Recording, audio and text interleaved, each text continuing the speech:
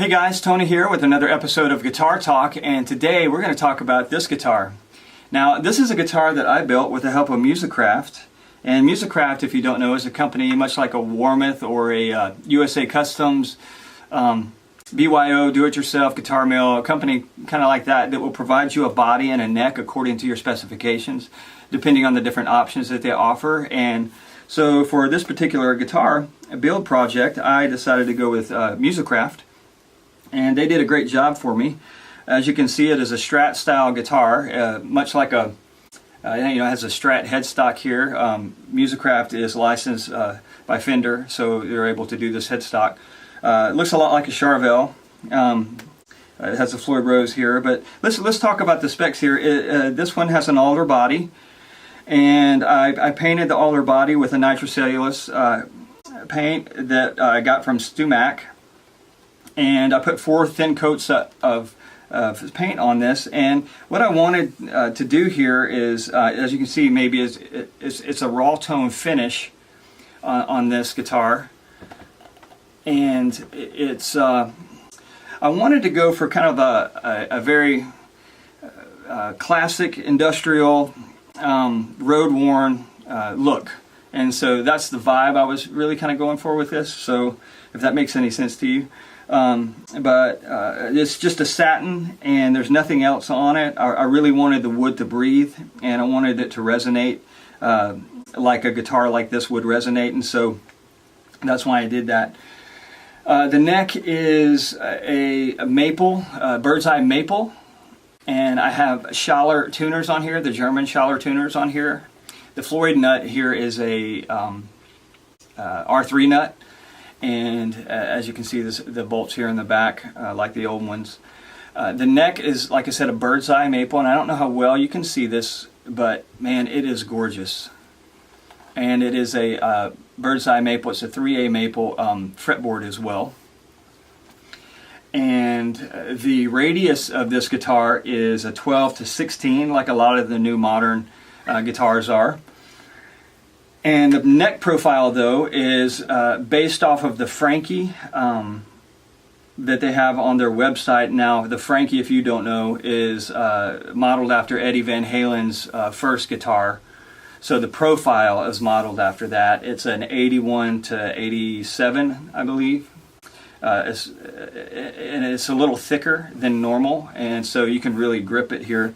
It's great for my size hands. I really like it. So it plays very well, chords very well, and you can still just kind of fly on it here.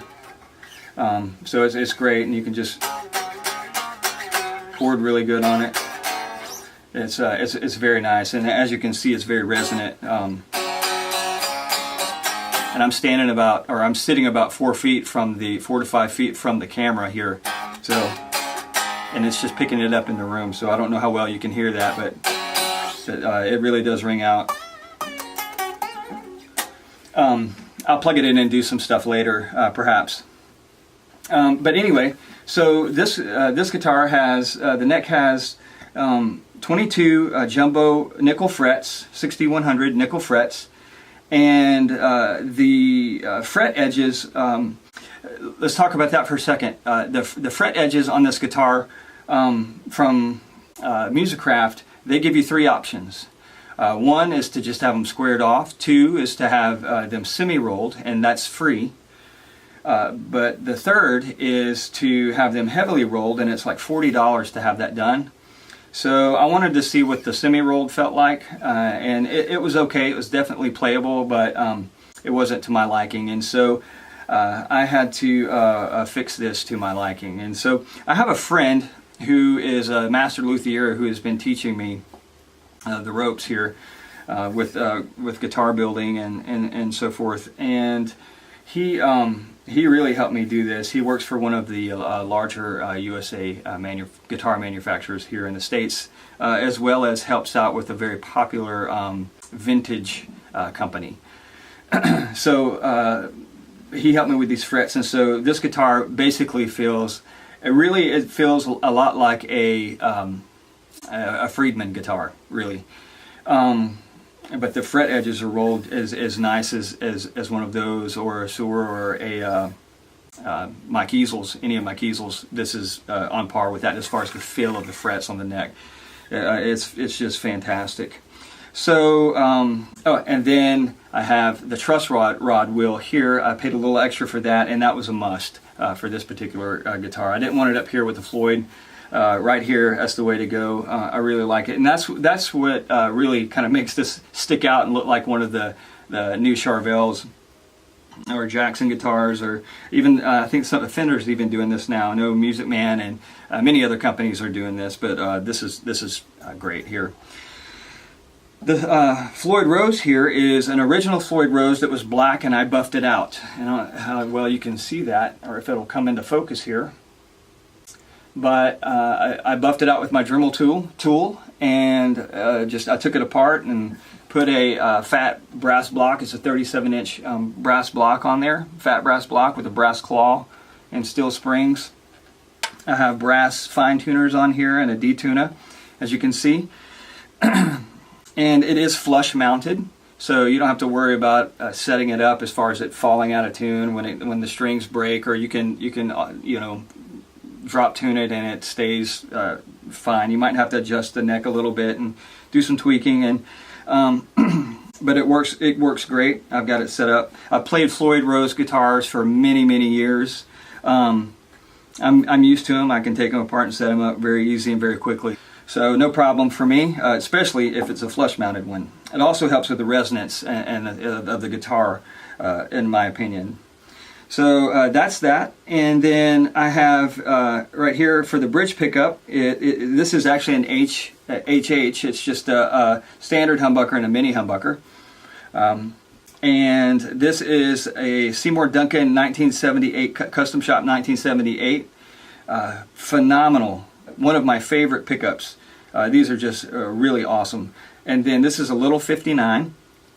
The tone, the electronics in here, these are low friction pots, 500K, and I have an orange drop capacitor here, a 5-way switch set up standard for 2 humbuckers, and then I've got this little fun kill switch here.